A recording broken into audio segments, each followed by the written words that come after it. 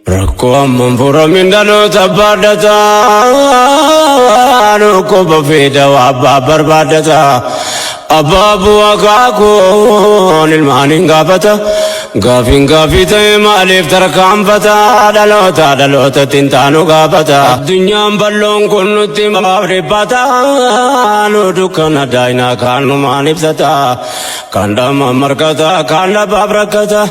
kaan dhama markata kaan dhabaaf rakkata jedhanii mammaaksan abbootii dubbata yaa hawaasa gaarii yaa arjaa ummata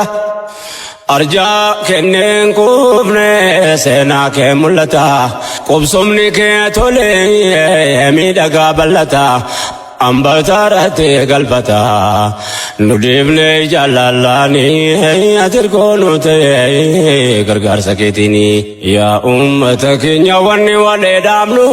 kanaaf sana jinne hamba waan amannu qabna biyya maqaa barattiin waamamnu bakkatti banni sanoofa barbaadannu yeroo nu gamtoomne mala wal gaafannu sanyii filatamaa akka qopheeffannu arfaasaansaa amma yeroon facaafannu dhimma biyyoomaa irratti dhaabbanne hin daawwannu rabbitti hirkanne acha tarkaanfannu gamtoomne hirmaannaan boritti hin qaanfannu egeree barrumaa yaannu waan rabbiin nu laaffiseenii atirikoonu ta'e gargaarsa keetiini rakkoon manfura mindanoota baadhataa nukkuba fiida abbaa barbaadataa abbaa bu'aa kaakuun ilmaaniin gaafata gaafiin gaafii ta'e maaliif tarkaanfata dhaloota tintaanu gaafata yoo ilaahiin jedhee nurratti dhaabbata gamtoomlee bobbaanan karaa gabaabbata ummata miidhame rabbi gargaarrata argachuuf teenya formaata gamtoomlee tattaafannaani atirkoonu ta'e gargaarsa keetiini yaa ummata keenya wanni walee dhaabnu kanaaf sana jinne hamba waan amannu qabna biyya maqaa barattiin waamamnu bakkatti banni sanoofa barbaadannu yeroo nu gamtoomne mala wal gaafannu sanyii filatamaa akka qopheeffannu arfaasaansaa amma yeroon facaafannu dhimma biyyoomaa irratti dhaabbanne hin daawwannu rabbitti hirkanne acha tarkaanfannu gamtoomne hirmaannaan boritti hin qaanfannu egeree barrumaa yaannu waan rabbiin nu laaffiseenii atirikoonu ta'e gargaarsa keetiini rakkoon manfura mindanoota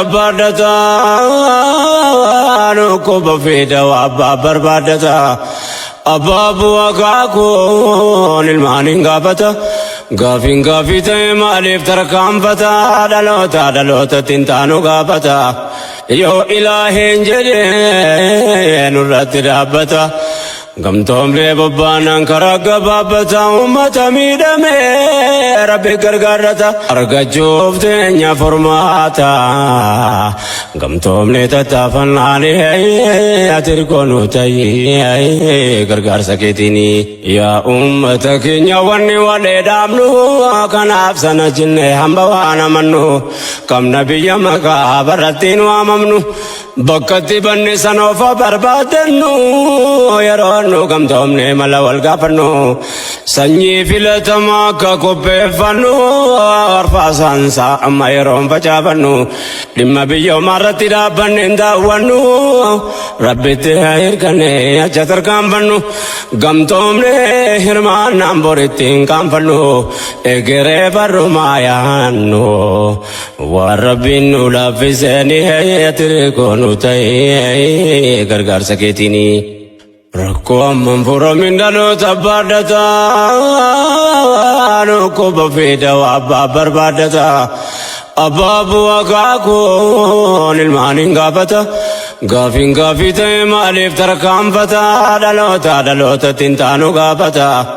yoo ilaahiin jedhee nurratti dhaabbata